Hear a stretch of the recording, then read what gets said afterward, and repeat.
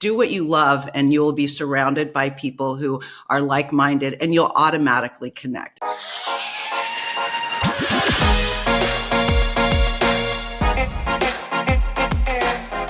Hello and welcome to episode 246 of the Smart Agents Podcast. As always, my name is Michael Walter and I'll be your host. On today's episode, we are joined by Debbi DiMaggio, full-time realtor, partner, and marketing director of California-based Corcoran Icon Properties. Following her passion for meeting new people and genuinely having a positive impact on her community, Debbi has built a thriving 30-year career in the industry. Throughout our conversation, Debbi discusses the importance of networking, community engagement, and creating content to educate her clients. But before we get on with today's featured interview, if you or someone else on your team has an incredible story of real estate success or tips to share with our community, send us a message to feedback@smartagents.com. We're always on the lookout for new guests to inspire our listeners. And lastly, if you enjoyed this conversation and want to hear more, be sure to subscribe to the Smart Agents Podcast. We stream on all major podcasting platforms such as Apple Podcasts, Spotify, Amazon Music, and YouTube. All right, let's get on with our conversation with Debbi DiMaggio. If you're interested in learning more about her coaching program or podcast, Mastering the Art of Real Estate, be sure to check out the episode description.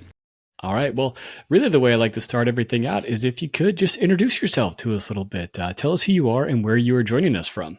Okay. Hey, my name is Debbi DiMaggio. Today I'm in LA. I go between Northern California and Southern California. And my primary is the Piedmont, Oakland, Berkeley, which is near San Francisco. We're 20 minutes from San Francisco. And then we are a 50-minute flight to LA. So after my kids grew up and left me, I mean, they had to, but I was traumatized by the empty nest. So I said, as I'm looking at you in your hat, and I know you're from Florida, everyone golfs but me. So I said, I don't golf. I'm not going to go play bridge at the country club with the ladies. I've got to figure out now that my kids have grown and flown what I'm going to do and what I like. I love real estate, but I can't do it 24/7, which I would.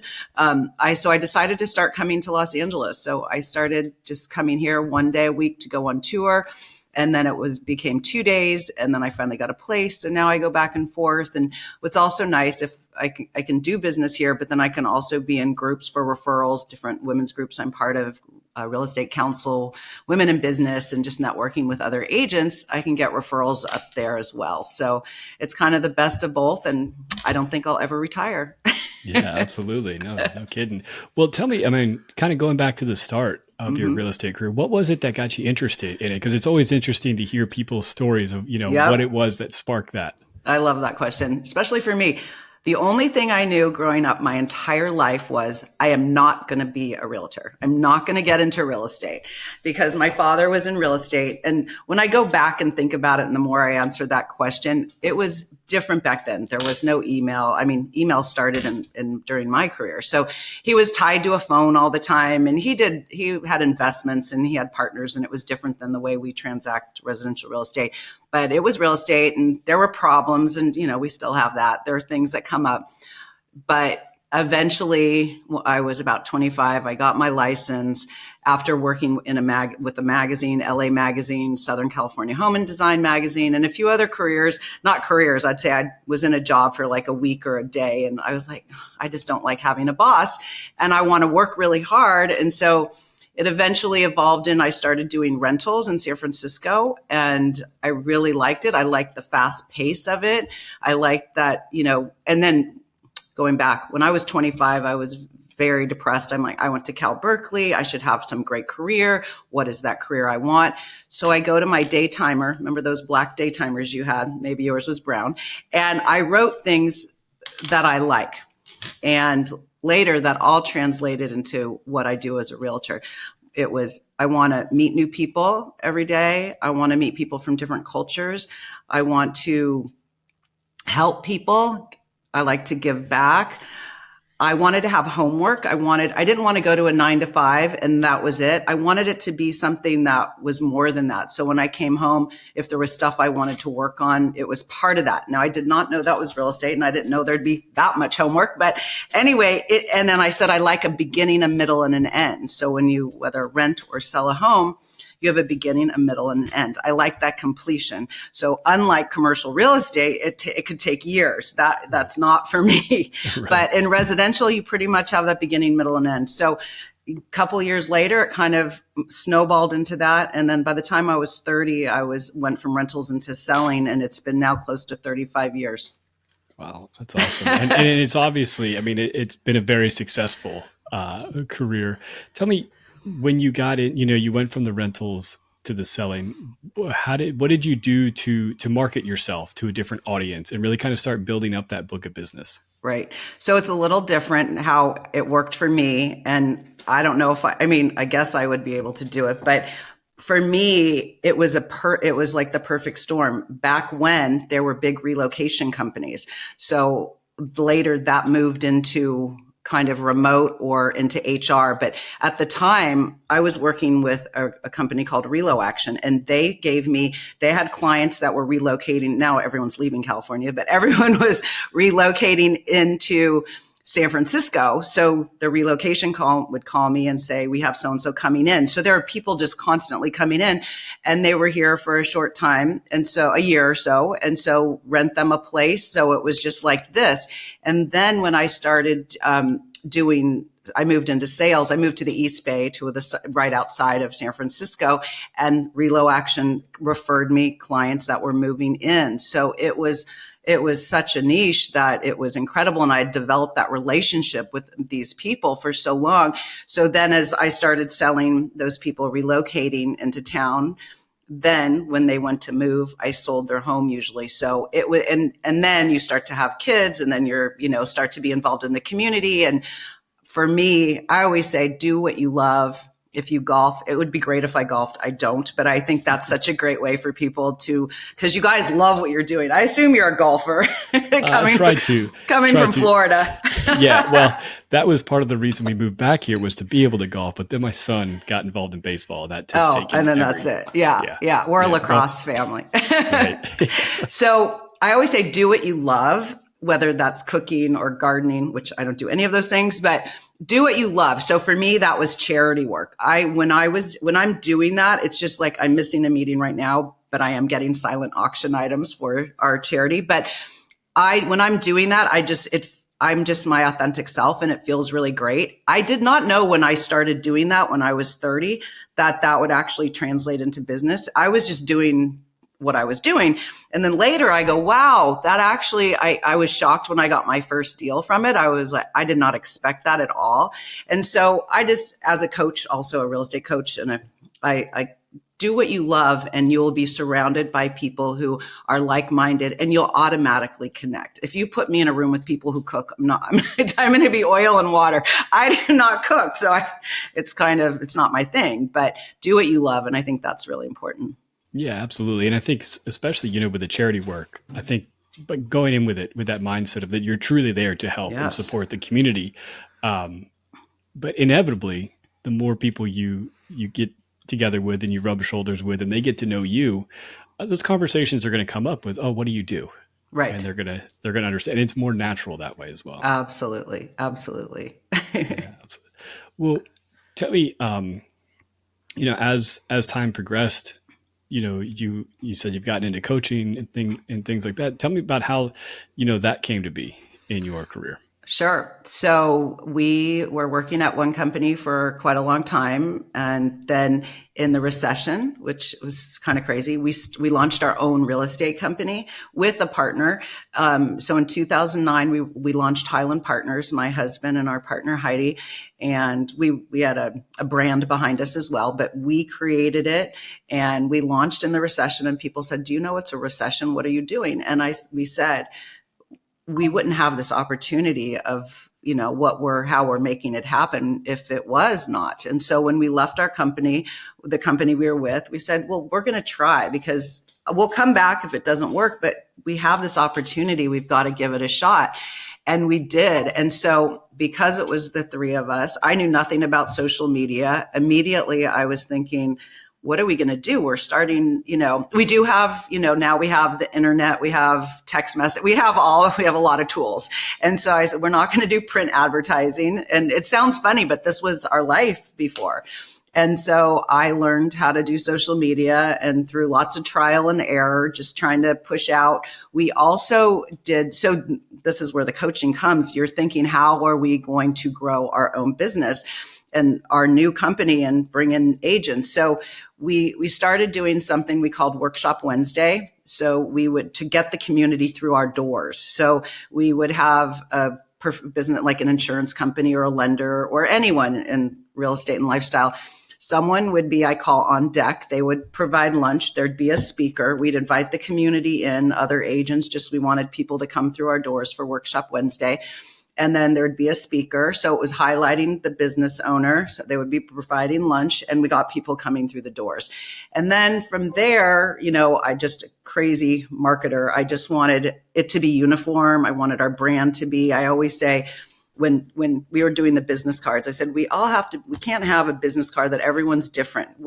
Does Coca-Cola and Nike have different fonts and different, lowercase and uppercase? So I'm just a crazy font control freak, but so that it started like that. And then I just love to help young people. I have 2 kids and I always loved helping them. And then when new agents would come, I'm always talking to my 25-year-old self when I was so frustrated.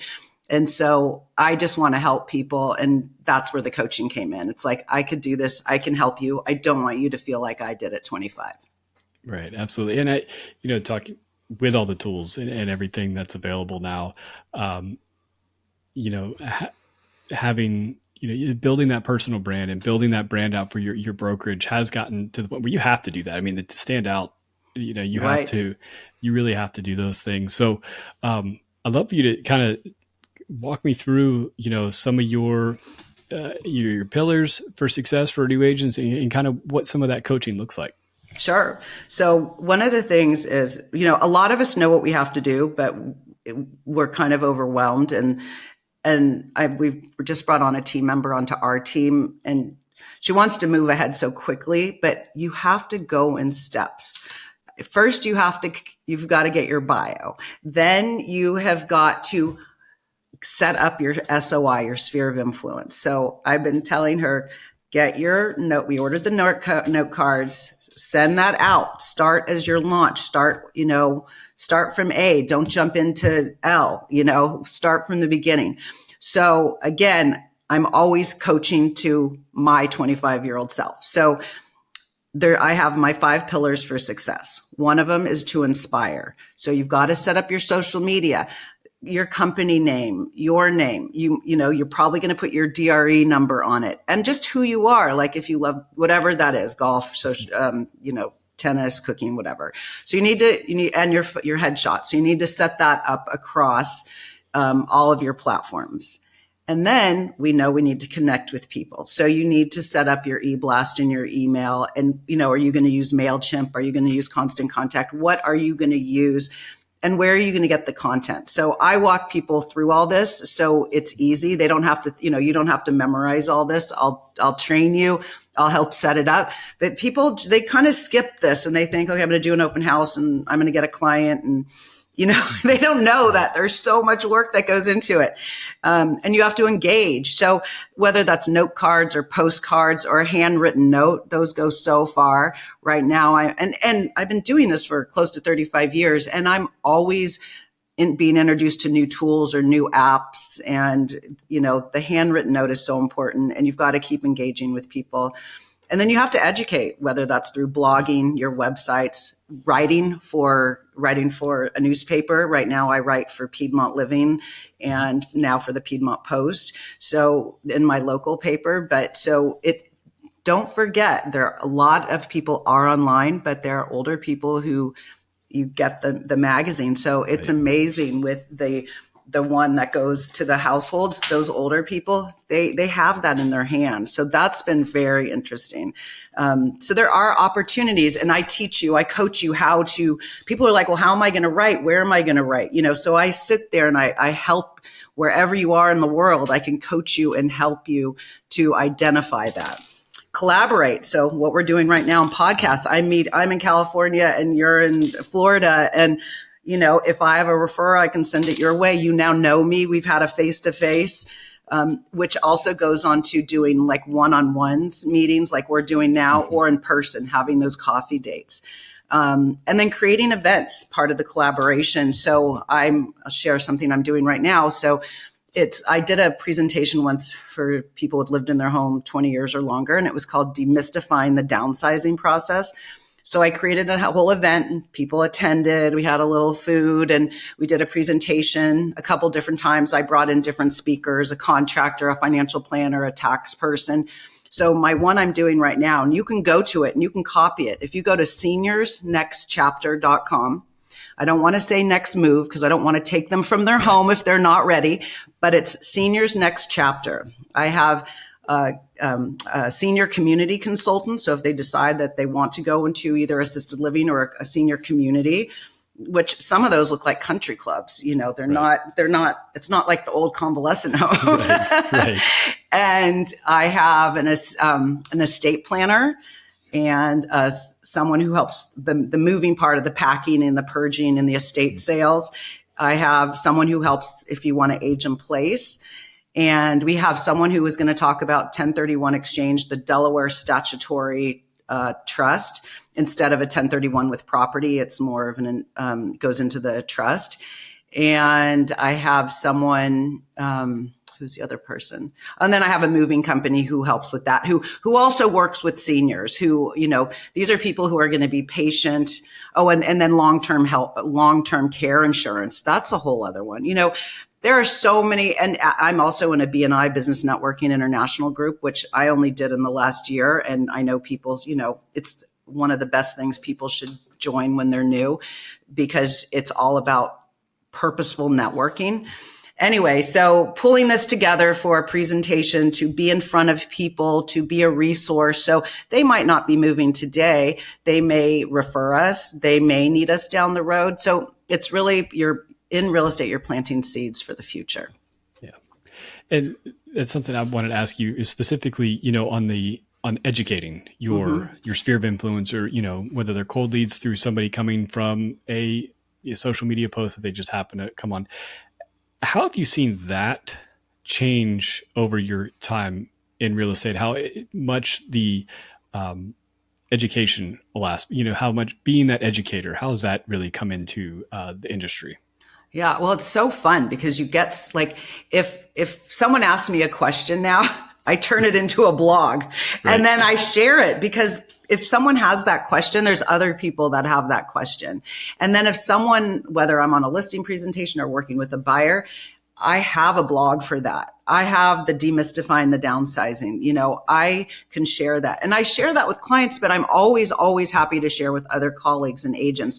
I don't believe there's competition. We're all unique. We all have a different niche and we're different people. We connect with different people. So I've written a couple real estate books, and I remember this guy said to me once, because it was a room full of realtors we created the panel for, and he said, "Why do you do this? What do you get from it?"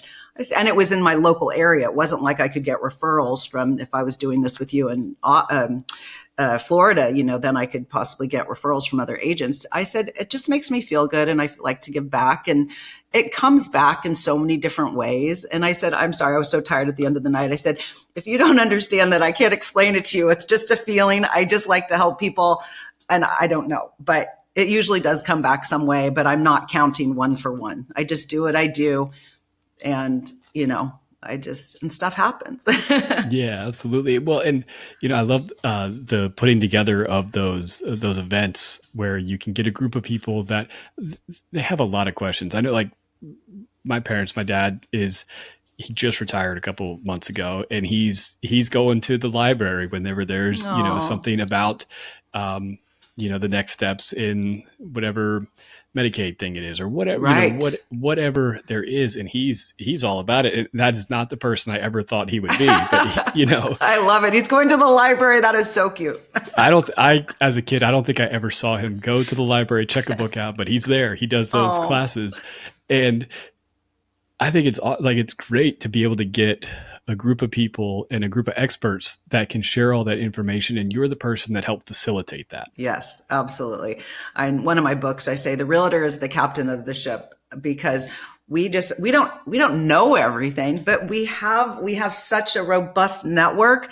I mean, I just learned about someone who consults on Social Security. He tells you how to maximize your Social Security. I didn't know that was a thing, so as we meet people, as I meet people, like, so after I did my one-on-one meeting with him, I said, can you send me something so I can put it on my newsletter? Because I was excited to know about it. Other people need to know about it. So it's just so fun to be able to share that information and help someone. And when someone sends you an email back saying, thank you so much, that was really helpful. It wasn't like I made any money on it, but it was just like, it made me feel good that I helped someone. Right. Absolutely. Well, and, you talked about, creating that content and coming up with the content ideas and helping coach, agents and young agents on, how do I come up with that content? But what you said there was, if somebody asks me a question, I go write a blog on it. And you could, Exactly. I know everybody could sit down at their desk and write out probably 500 questions that they've gotten over the course of the last maybe 2 months. And there's years worth of content. Right. And then you can go grab it and you can share it. You can send it over. You're just start now wherever you are in your career. And it could, this also goes for other businesses too, right? Real estate just covers, we do the same thing just differently than other businesses, right? We all have to build relationships and have clients, and just depends how you do it. There are definitely different styles of how agents work. I'm definitely not your typical agent. Right. Well, and, when it comes to even, your social media presence and what you're doing, with your podcast, where have you found to be some of your best avenues for sharing that content outside of, the things like the seminars? Yeah. I mean, I like to share on social media. And then if, I notice, like, as I'm emailing or communicating with someone, I'll grab the podcast interview and I'll say, oh, this will be good for you to listen to. You have some agents who have been doing it a while, but they're still not finding success. So try to help them by, take a listen to this. Like, one of the guys I interviewed, an agent in LA, and I was blown away. He was a seasoned professional. He had been in, he was an agent for actors, and he pivoted careers into real estate. And so he already had a work ethic, but he took it to, I think, the next degree. I think it was amazing. So he was a professional. He did have a book of, he knew people, but he was doing open houses, like, I swear, daily. And on the weekends, he would do one in the morning and one in the afternoon. On a Saturday, one in the morning and the afternoon. And so people are seeing him and they're seeing how hard he's working. And it's not just the buyers who are coming through. Sellers are coming through. Other people are noticing that you're working. So I always say you have to create your own opportunities, but you also have to be on the lookout for your opportunities. So I like to share people's story and hopefully help them. And again, with me, it just kind of stuff comes back. Someone referred me because probably I was out there giving and someone noticed. Right. And then, and tell me about, your podcast and when you started that off. Okay. That was crazy. So it's a whole story. So after my kids, they're now 28 and 31. I will get over it one day. Maybe not. Well, so what started when my daughter when she left for college. All of a sudden you're like, our family of 4 is now family of 3 for the most part, because she's not in the house. So that's kind of when it started for me about over 10 years ago. So, I always have to. So my friend said to me, a client, she's like, you always talk about your kids. What do you want to do? And I'm like, I haven't thought about that in a very long time. I mean, I work and then I take care of the kids, and then we go to their sports, and then I love all their friends. So they come over. So on Friday afternoon, I go fill up the house with groceries. So they come on Friday and, and I make sure everything's neat and tidy for them. And then by the end of the night, there's red cups everywhere, if you know what I mean. Right. And you're just like, please, everyone be safe. Anyway, so, I mean, they were everything to me. So she asked me that, I said, well, I've always wanted to do read a coffee table book, because I love to travel. I love beautiful places. I love beautiful hotels. And I want to have that book for me because it's beautiful, but I also want to put that coffee table book on every listing that I have at my open houses, which I do to this day. So I wrote Contain Beauty, Photographs, Reflections, and Swimming Pools. And there was so much meaning into that. It was a healing process for me as I went through that. It's a whole story in itself. And then from that, the publisher said, you need to write a real estate book. And so I said, well, maybe someday, so anyway, it happened. Then someone out of Vermont found me and said, you need to write this book and this book. So every year, going back to your question about the podcast, I had to do something. So it's like every year I had to have some project. Real estate was always there, but I had to have some other big project. So about a year and a half ago, I guess it was, I said, I've written the books. I've gone to the gifting suites in LA where you gift to the actors. So they take, I didn't understand it at first. You're taking photos with them before the Grammys or the Emmys, or not the Grammys, the Emmys or the Oscars. And so they hold your book up and take photos with you, and they're interested and they want you press, you get press. So it's a win-win. So I did that a couple years and I'm like, okay, I'm done with that. What am I going to do? And then podcasting got pretty big. And I thought, am I going to do that? I don't really know. I don't know if I want to do that. I hate the camera. I will not. This is fine because I'm talking to you, right. But I hate doing video on social media, which I'm trying to do, but haven't done it yet. So I said, maybe that's a thing. So I wasn't quite sure, but I started researching it, a studio, how to do it. I go, oh, technically I could never do it. Long and the short of it, the planets aligned. 3 different things came at me. The best one came at me was producers out of New York. They do everything. I get my guest. We show up. There's no tech. I do have to, I have my little Shure thing here, and my headset was all I had to do. And they make it so easy. And so I'm on it's called Mastering the Art of Real Estate. But it is not just for realtors. It's for anyone with a service, product, or brand. It's not about how to buy a house. It's really about how we grow our business, how we service our clients.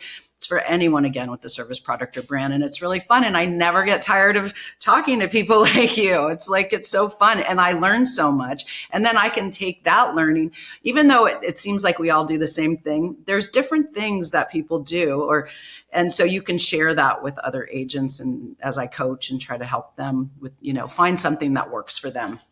Yeah, absolutely. And I really love, it's been interesting. I don't know how it happened, but over the last probably like 2 months, I've had a series of interviews of agents that host their own podcast as well. And it's been really cool to hear everybody says the same thing. Like, I get so much out of it myself by hosting these and having these conversations that they can take back into their own businesses. And, they have guests on from all different walks of life. I know one of my favorite interviews I've ever done, and I've had him on a couple times. He owns a shoe company in Canada, and we talk all about his business and mindset strategies there. And it's like one of the episodes that always gets, the most comments, and people saying, oh, I was able to draw so much from somebody that was outside of the real estate space. Right. I love it. Well, you have to send me that link. I'd love to listen to it. That's incredible. Yeah, exactly. It's the same thing. It's a different business, but it's the same pillars, the same structure. Yeah, it's incredible.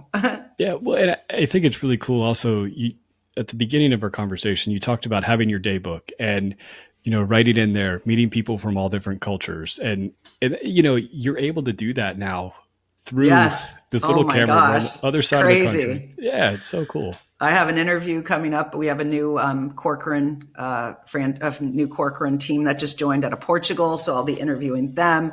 I've interviewed someone in Marbella, Spain. It's like you can interview people around the world. It's so cool. Yeah. What? Throughout your career and everything you're doing now, with even the coaching, what's maybe that one thing that you would look back at your 25-year-old self and say? I guess it's a 2-part question. Mm-hmm. Say one of those things that you say, you got this right. Like, you did it. Like, this one thing like really helped you jumpstart things, and let's dive into it more. And then maybe what's one thing that, if you had more insight at the time, you would have changed. Right. So first off, and I try to tell new people coming in the business, you have to be patient. Don't give up. You should come into the office. And I coached this one woman and helped her. She was almost stepping out of the business. She finally said, okay, I'm going to coach with you. She's doing great now. But You have to be in the office. You have to be present, but you can't think of the money. You cannot think of it. If you need another job, if do it, but you have to be patient because you never know how it's going to happen. Or how long it will take, but you have to learn. You have to be in the office or out on tour or holding open houses or working on your one-on-ones. Do 5 one-on-ones a day with someone, just talking, just having a conversation, not about real estate. It could be with whatever. It's going to come up that you're in real estate. Don't worry about it. It always does. I think it's probably the number one most interesting thing in the world for people. So be patient with yourself. Don't give up. I see so many agents work so hard. So we have 80 agents within our 2 offices, and we're part of 29 offices. But my husband is the broker of 2 offices, and I coach and help with marketing for the 80 agents. And I see people come in. They take so long to get their license. Some take 1, 2, 3 times before they pass. They work so hard on that. I tell them during that study time, you're not going to be studying 24 hours a day. Start working on your SOI. But know a little bit what you're getting into. Don't work so hard on that license if you have no idea what's going on. Come shadow us, come hang out with us, see what we're doing. Like, it's not so easy. It's not glamorous. Know what you're getting. So people will come in and then they get their license. They're all excited. We get their headshot. We get them all set up. We get their bio out. We introduce them. And then all of a sudden it's like, we did all this. And now they're like, now what? So you have to be patient. You have to just know it's going to take time, and don't put any pressure on yourself. It's hard to say, of course, but just go along and just be grateful for the opportunity. And just, there are agents out there who will mentor and support you, and they'll say, yeah, come to this inspection with me today. Come on tour with me. When you're with people interacting, you learn so much. You can't be sitting at, so then let's fast forward to those agents who come in, we go through everything, then you never see them. And then all of a sudden, like a year goes by and you're like, oh, I thought you were independently wealthy. I told you to come sit in the office. My husband and broker is sitting in the office every day because he is answering questions of agents all day long. There's going to be questions that will, you'll be hearing things, and the way he delivers it, that most of those things won't even come up in your career, but you're hearing all the different things. You're learning how someone speaks to their client or to another agent, or the advice he gives. It's just so much learning. So I remember this one agent. So he's like, well, I think people like me. I mean, I do an open house once a week, and well, I think they like me. I'm like, seriously? I haven't seen you since we went over like our tools and apps, and we're just gone. And like, how do I know if you need help, if you're not going to ask? And you also have to ask for help. You have to ask if you have a question. We do not know everything, but we can and should find out the answer and provide that to whoever's asking. Yeah, I think, finding a mentor within your brokerage is so important because I talk to so many agents, and there's a lot of people that come, from backgrounds that have no sales experience. And yes, they've passed their tests. They know all, they've got the legal side of it down, but that's, you got to know how to deal with people and work with people, and, all the different things that come up. And absolutely, I think having a mentor that can kind of walk you through a couple of different scenarios is really beneficial. Exactly. Yeah, awesome. Well, for sure. Tell me, where can people connect with you, learn more about, your coaching, or, the books you've written as well? Sure. So Debbi DiMaggio, just Google my name, Debbi DiMaggio. I have a new website, DebbiDiMaggioRealEstate.com. There's plenty of websites out there, but Coach with Debbi, just Coach with Debbi. It's Debbi, no E. And feel free to call me. My number's everywhere, 510-414-6777. I'm happy to answer questions. Text me. I'm just happy to help. Awesome. Well, I really do appreciate you taking the time to speak with us today. Thank you so much. I really appreciate it. I look forward to listening to it. I want to thank Debbi for joining us today, and really love her desire to educate and positively impact both her community and fellow real estate professionals. Remember, if you're interested in Debbi's coaching or podcast, be sure to check out the episode description. So once again, if you think you or someone else on your team has an incredible story or tips to share with our community, send us a message to feedback@smartagents.com. Well, that wraps things up for this episode, but remember, follow the show wherever you listen to podcasts, and make sure to subscribe to the Smart Agents YouTube channel. Again, I'm Michael Walter, and we'll see you on the next episode.